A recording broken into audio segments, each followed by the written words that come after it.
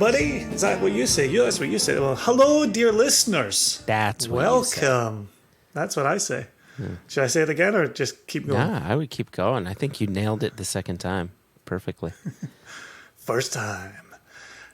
Welcome to another episode of Extra Extra. It's all about whiskey. I'm your host, Jason Johnston Yellen, a.k.a. the Whiskey Wizard, a.k.a. Dramgalf, courtesy of Lee Atwood at Backwoods Distilling. Joined the Whiskey Cherub. Do you have anything else going on, Whiskey Cherub? Are there other names that Joshua Hatton, Joshua Morrissey Hatton is known by? No, you know, in high school, there were some people that called me Joshua the Mosher. You know? That sounds like it's a Northeast accent thing. I don't think I could pull off that rhyme. I think you could do it. Try it. Just try it. Joshua the Mosher. Joshua the Mosher? Joshua the Mosher. First time. So in this podcast, one of us brings a news story to the attention of the other. We read it in the first half, we riff on it in the second half, and we always try to get out of here in a tight 30 to 35 minutes. Mm-hmm. I was the reason for the season in the last episode, but before you and I hit record today, Joshua, I asked if I could be the reason for the season this episode as well. You seemed okay with it. Are you still okay with it? I don't know. It just seemed as if I didn't have a choice. Like you didn't make it. It was an ultimatum, basically. My podcast, my rules, I think is how you said it. You kept banging the table. My podcast, my rules. I very nearly choked on my Lagavulin 11 Offerman Guinness edition there. Well, I am not choking on my Lagavulin 2017 Distillery only edition. I'm just enjoying it. I like the fact that we're going to keep it in the Diageo family today, even if we're not able to keep it to Brora. So we've pulled an article from the spirits business. I say we, technically Jason has done so, but we have pulled an article from the spirits business. Brora Distillery restarts production after 38 years. Authored by Nicola Carruthers, who we have had as the author of note in previous episodes. Mm-hmm. This went live 19th of May 2021. Subheading, Diageo has restarted production at the refurbished Brora Distillery in Scotland following a multi-million-pound investment. And on one hand, I think this is interesting. I would imagine anybody who's listening to a Whiskey News podcast already knows this news. Yeah. But there's a wider conversation to be had here after we do the reading of the article. So here we go for our first half here. In October 2017, Diageo pledged a £35 million, 46 million US dollar investment to restart production at closed distilleries Port Ellen and Brora. Okay, so it was that amount between the two. Correct. Okay, good. Okay, go on. Both sites were mothballed in 1983. Mm-hmm. Brora and Port Ellen are two of the most highly collectible Scotch whiskies in the world. The great Mark Watt joke when he was at Cadenheads. How do you make sure your distillery becomes highly sought after and highly collectible? Close it. Yep. Checks out. Works every time. There. I love it. That's one of the best sentences I've heard. Diageo gained planning approval to restore Brora's original buildings in October 2018. As part of a 3-year restoration project, the Sutherland-based Brora Distillery was taken down and reconstructed stone by stone to replicate the site when it was new in 1819. Wow. So like part of it was still up and they said, you know what, to do this right, let's tear it down and take it down. Why do you build me up? Build me up just to do. Okay, never mind. That didn't work. Continue. the renovated site, is capable of another 200 years of production, according to Diageo. As one of Diageo's smallest distilleries, Brora has the capacity to produce 800,000 litres of spirit annually. Wow, I didn't realize it was that small. Wow. It's just a wee teeny tiny, isn't it? Yeah, yep. Still That's twice the half size the of size. Kilhoman, but And that's always my thought. It's twice the size of Kilhoman. It's half the size of Talisker. It's half the capacity of Talisker, half the capacity of Highland Park. It's always good to have those big names as balances. Sutherland native and Brora master distiller Stuart Bowman officially marked the launch by opening the site's gates and filling the first cask of Brora spirit in more than 38 years. Bowman's father was the last exciseman at the distillery. The exciseman being the tax man, the tax person, the tax official, if you will, Joshua. this guy Bowman, Scott Bowman, you said his name was? You always ask these questions in the middle of a sip. It is Stuart. Is he the chap Scotty with the big... Bowman Yeah. was the famous coach who led the Detroit Red Wings multiple Stanley Cup victories, yes. That's who you were thinking That's of. who I was because I love the NFL. So this Stuart Bowman, is he the chap with the big long beard? I've been seeing pictures of... He is. He's That the beard man is front majestic. and centre. That beard is majestic. Okay. He's a good-looking Scottish man. Yep, indeed. Bowman worked with industry specialists and archivists in reinstating the distillery and its spirits, and its spirit, singular.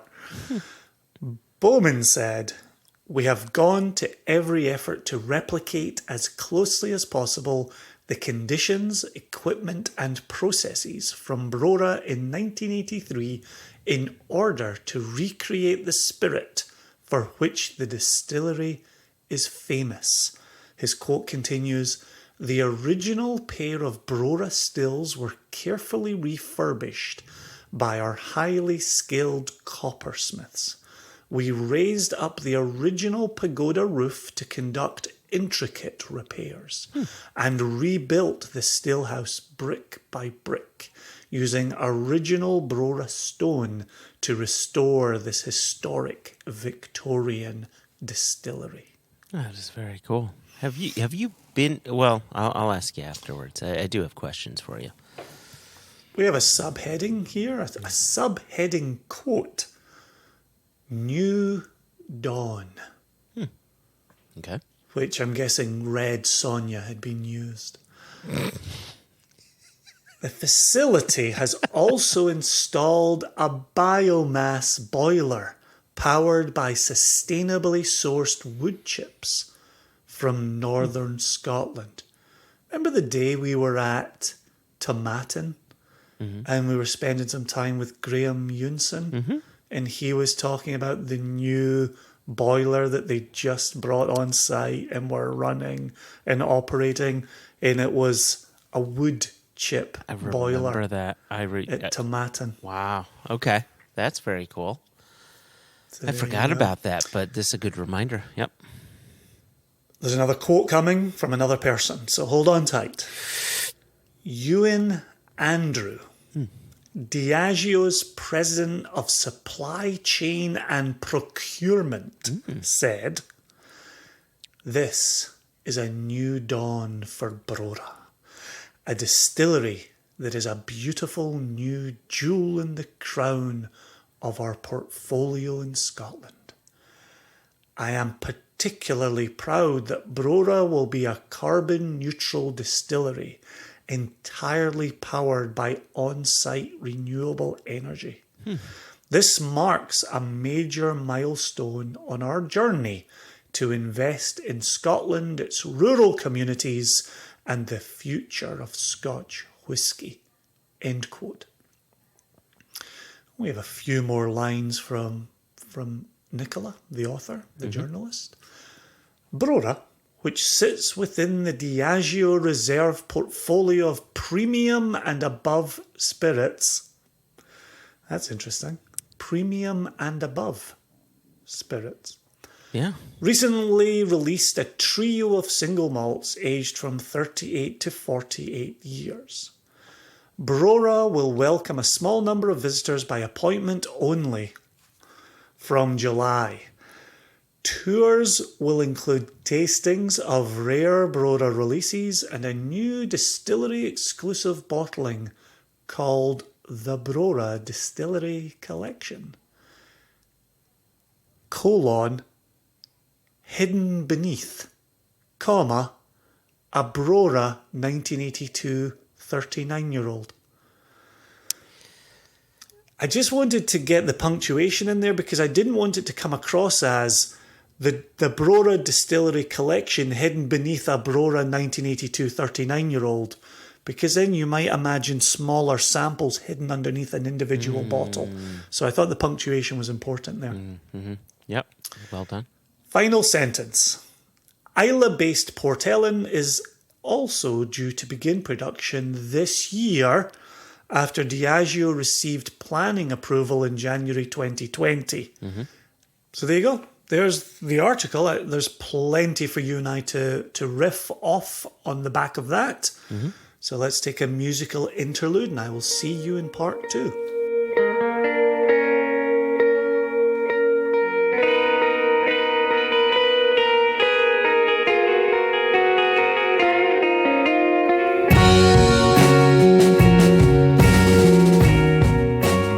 So bringing us back to the reason that I wanted to take over this podcast that was meant to be on your watch was you and I covered the Falkirk distillery coming to life. We talked a bit about Holyrood. We talked about challenges that new producers face. And I think it's interesting that here we have Brorellen. Oh, you're going to say Brorellen. That's so good. Brorellen. Oh, Lord. Rose Brorellen. Oh, my Lord. Here we have Brora and Port Ellen, phoenixes from the flames. And we have Rosebank. And I think it's interesting to see distilleries that were closed for particular reasons, and obviously we know, and we had it in the article, 83 for both Brora and Port Ellen. Off the top of your head, do you recall the closure year for Rosebank? I thought that Rosebank was also 1983, but now you've got me. Like I'm always confident with my dates until I'm asked about them. Yeah, right. If we're going on the record and we don't want to be havering, then we might want something a little more solid in place here. Until it closed its gates in 1993. So there was a 3 in there, but it wasn't victim to the 80s closures. Yeah, I would have, if you'd asked me in the street what year do you think Rosebank closed, I probably would have given you an 86 on that one. But now from internet research, we know it's 93. So the point is this, Joshua. These 3 distilleries closed for reasons, right? And then they develop a following and people go in search of Port Ellen and Brora and Rosebank. And Diageo have had the Broras and the Port Ellens in the annual releases series. And the prices have become more and more and more expensive. And you can see the appeal there of bringing it back to life, right? Well, sure. What's the cost on bringing it back to life? What could we sell more spirit for? Now, obviously, young Port Ellen isn't going to sell at the same price as old Port Ellen, and young Brora is not going to sell for the same price as old Brora. But what's interesting in that article there is it sounds like a bespoke project. You hear the reclamation of original stones. you hear about built to Victorian standards. You hear about the refurbishment of the original stills. And here we're talking original being the stills that were in place when it closed. Clearly not the original stills from when it was originally built. Then you hear about coming to the distillery by appointment, where you will taste a lot of old Brora. This isn't quite the term that I want to use, but it's getting at what I'm suggesting here, which is, it sounds a little bit like a vanity project. Do you know what I mean by that? It sounds very precious, and we know capacities around 800,000 litres. Yes, that's twice a Kilchoman, but it's half of a Talisker. It's not coming to life as a powerhouse distillery. It's not going to be Brora going into blends for Diageo. It sounds to me like it's going to be, at least predominantly, a standalone single malt distillery that's going to trade in the name Brora and the association with those expensive old Broras. And so I'm curious, from reading that and from looking over the project, what's your take on Brora rising reborn from the ashes after 38 years dormant? First and foremost, I'm excited for it. I'm excited for any distillery opening, any distillery reopening. I think it's wonderful for the category writ large. I'm excited. However, and I think what I'm about to say may talk more about Port Ellen than Brora, and I simply say this just because I've had younger Port Ellen. I haven't had much younger Brora. I think the youngest Brora I've ever had was maybe a 19-year-old, something like that. So I'm going to pivot. I'm going to pivot to Port Ellen here, just briefly, but hear me out. You're welcome to. One of the reasons why Port Ellen was never released as a single malt is because the flavor profile of Port Ellen at a younger age was not one that really fit the palates of the drinker of those decades that it was around.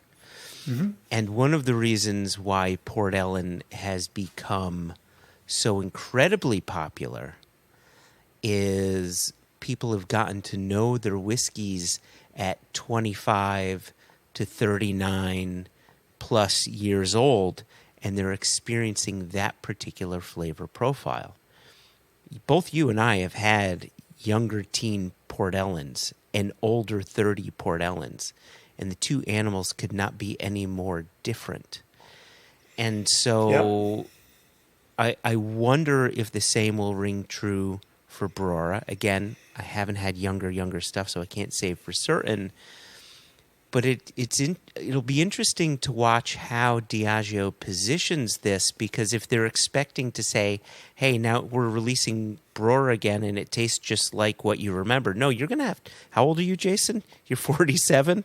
You're going to have to wait until you're in your 70s to understand if Brora will be doing now what it was doing way back then. So I imagine that they're going to be rewriting history. They're going to be. This is the new age for Port Ellen. This is the new age for Brora. This is the new age for Rosebank, right? With Ian McLeod owning Rosebank. But I think both companies, Ian McLeod with Rosebank and Diageo with Brora and Port Ellen, will have to tread carefully on how they tell that story.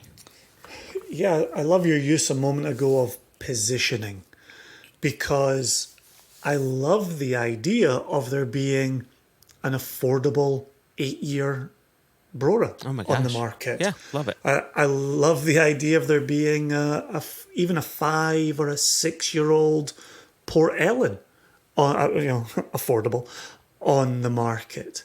I like the idea of a new generation of single malt drinkers having access to 2 more distilleries. And I think that was your kind of earlier opening comment there of new distilleries are an exciting thing as drinkers, as fans.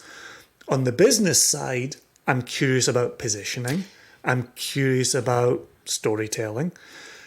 But I'm also, and why I wanted us to return to this, or why I wanted us to cover this particular topic is, if you're Holyrood, you're blazing a brand new trail, even though they want a position within Edinburgh or the Lowlands or traditional grains or what have you, right? If you're Falkirk, you're blazing a brand new trail. If you're Port Ellen, something has been laid down. Consumers do have an idea as they come to you. Exactly. Brora, as you just laid out there, Rosebank, as you just suggested a moment ago. And so, yes, you've got this wonderful opportunity in front of you, but you've also got expectations. And what do you do in the face of those expectations? Well, I thought it was interesting, and I agree with your statement. That it was interesting that you said it will be nice to have an affordable 8-year-old Brora, an affordable 8-year-old Port Ellen, etc. But I do wonder if you're spending, what's the equivalent of $46 million to rebuild distilleries, one of them stone by stone from the bottom up. Are you creating a brand that releases an affordable whiskey, or are you coming out the gate as, no, this is going to be luxury. It's going to start off as luxury, and it will grow to be even more luxurious. I hope that's not the case. I hope they, and again, we bring up Kilchoman a lot because it's a favorite of ours, but what I've liked about Kilchoman and what I like seeing about Holyrood and what I hope to start discovering with Falkirk is you're able to follow this distillery's birth and evolution. And I would love it if they, Diageo, are willing to bring on more passengers in this evolutionary ride rather than premiumatizing the seats on the bus to bring in fewer people to enjoy that evolution, that rebirth of the whiskey. So again, it's back to positioning. How are they going to do it? And maybe they could do both, right? There's something to be said for, here's our standard stuff, but here's a special release, So they're smart. They can likely figure that out. I just hope that they're thinking of all people. Again, and I know there's things that you want to say, but I just want to add this in. You talked about the tours that Nicola Carruthers had mentioned in the article.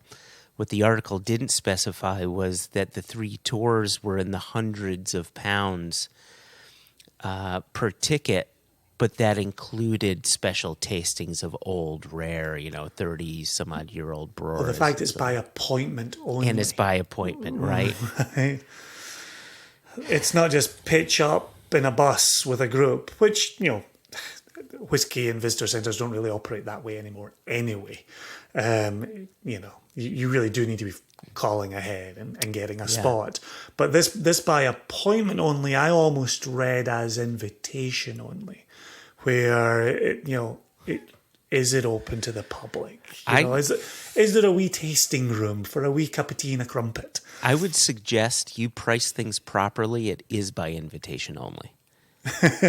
Well, there is certainly a segment who have not been invited.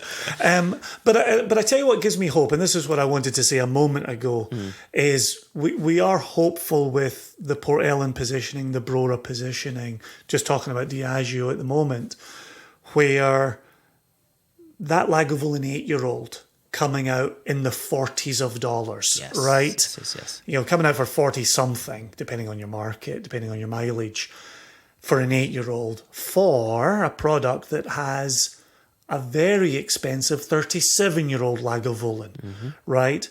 Where we talked on One Nation Under Whiskey about the 16-year-old Lagavulin in some markets now being triple digits, where that you know, was always on the slightly more expensive side, but it was still considered a daily dram, right? Yeah. Then you've got, you know, and we talked about, you know, me having it in my glass earlier, the Lagavulin 11, the Offerman edition in Guinness. You know, again, depending on your market, you could be looking at $90, $95. It might hit $100. That's kind of pricey for this special release. But the special release isn't priced the same way as the 8-year-old. So that's really what I'm watching this space and seeing how will consumers new to Port Ellen and Brora be brought into the fold. And again, Diageo's smart. Diageo knows the value of whiskey tourism. It knows the value of people showing up at your distillery. Very much what we talked about for new distillers opening their doors. As you're waiting on that spirit coming of age, you want people walking in the door. The situation for Diageo is slightly different, is you still have aged Brora and still have aged Port Ellen that you can sell in your annual releases while you're waiting on the new Brora in the new Port Ellen coming of age. So definitely a different wrinkle there. But interestingly, to bring in another distillery, when we were friendly with Stuart Nickerson and Ronnie Rutledge and Graham Yunson, when they were reopening Glenglassaugh. Yeah, sure. In 2008, where they had old Glenglassaugh stock, and then they had new make spirit, and they had old Glenglassaugh in the 40-year-old, you know, going in those pear-shaped bottles and getting a great reputation, you know, for what new ownership we're trying to achieve with a newly reopened distillery. There was a point, I'd have to double check the numbers, but even up until a few years ago, it remained true. At the time of reopening, Glenglassaugh had spent more years closed than it had spent open. And it was one of those stop-start distilleries, not like it was open for 40 and then closed for 40. It was open and then it was shut for a bit and then it was reopened and then it was reshut. But yeah, at the time of reopening in 2008, it had spent more time closed than open.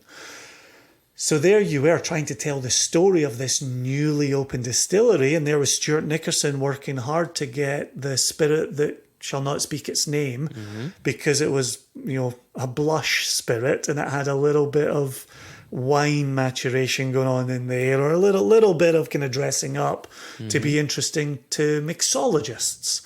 And at a time when not a lot of distilleries were being built or reopened. And then folks say, yeah, I don't really want your new stuff, but I really like that old stuff you had. What have you got in the mid-teens or the young 20s? None. Yeah. Nothing.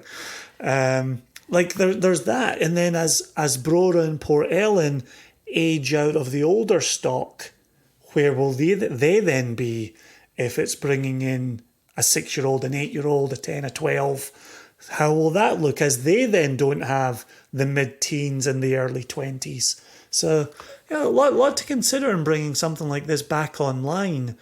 But as a whiskey geek, it's wonderful to watch and exciting to watch.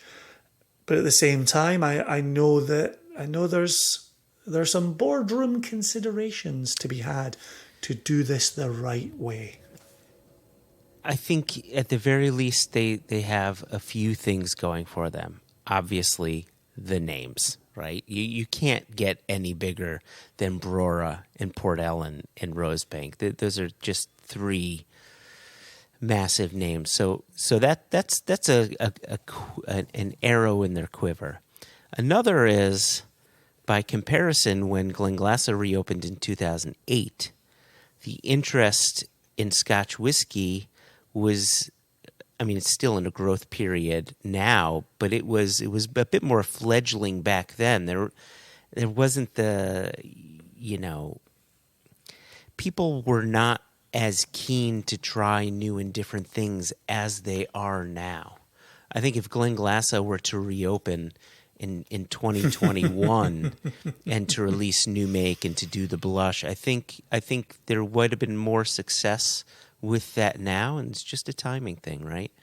So I'm excited for them from that standpoint as well. Yeah. Which isn't to suggest they didn't have success at the time. That's true. No, yes, and if that comment suggested that, I did not mean that. They definitely had success, and again, like Kilhoman, like some of the other, like Aaron, right? People were able to follow that evolution, and we were part of it, right? We were. We laid down Absolutely. some octaves. We've bottled some Glenglassa.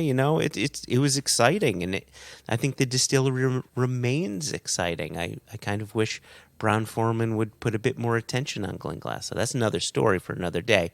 But anyway, I am excited about this, and I hope and trust that the folks in the Diageo boardrooms and in the Ian McLeod boardrooms will say, you know what, we need to have a lot of people on the bus, and there will be different levels of interest here. Well, and the hope is it doesn't go down the Mortlach path, which is Mortlach had such a wonderful following, as it was bottled by independent bottlers, and whiskey nerds were in the very front seats for Mortlach, and then some Mortlach was made available, some OB Mortlach, and the pricing was astronomical. And again, we're talking about a smart company. Let's hope a lesson was learned there. That, and again, I feel so heartened by Lagavulin 8 being such an affordable entry offering from a distillery that's not producing huge quantities, that isn't going into a lot of blends, that there was a sense of where pricing can be and where you could bring in a consumer and where you could take them through the Lagavulin journey. I really am hopeful, and I hope I'm not being unnecessarily jejune, but I want to be proven right here that Diageo are smart and they're going to do smart things. 10 points to Gryffindor for the use of jejune. You're welcome. Any closing comments before we try to get out of here with a tight 30 to 35? Just that I am so incredibly excited to be getting back to Scotland and visiting these distilleries. We've been around them. We've been near them. Being able to visit them, to go inside, to be a part of that evolution. I want to track this just like I tracked Aaron and Kilhoman, and like we're looking at Holyrood. It's important, and I want to just stay on top of it, and that I'm excited for them, for Diageo, which is a weird statement, right? You say I'm excited for Goliath. Yeah, that's okay. Goliath is making some really fantastic stuff, so I'm excited for them. Yeah, I'm excited to have another distillery on Isla to visit. Yeah. And then another one after that as well. But that's another story for another day. We did get an email, and I do apologize, I'm temporarily blanking on Richard the name. Baum. Richard Baum, thank you. That's why we're a partnership. He did write into us, I'm sorry we didn't cover you in this episode, Richard, but we will pivot back maybe at some point in the future. Trust us. If you'd like to be like Richard and drop us an email, questions at One Nation Under Whiskey. Joshua will at least remember your name, even if I have a senior moment. No E in whiskey, as always. And this has been another episode of Extra Extra. It's all about whiskey. Did you mention the email address, or did you just say you can email us, and then if you do, Joshua may remember your name, even though I have a senior moment. But remember, there's no E in whiskey. I don't think you gave the actual email address. I thought I said it out loud. I have absolutely no commitment to that belief. Just in case, give it to us. Just in case, questions at onenationunderwhiskey.com. No E in whiskey today or ever. Ever. There we go. All right. I have been Dram Galf. You have been the Whiskey Cherub. And we're out of here. That we are, Jason. Thank you again. Cheerio. 2 chins.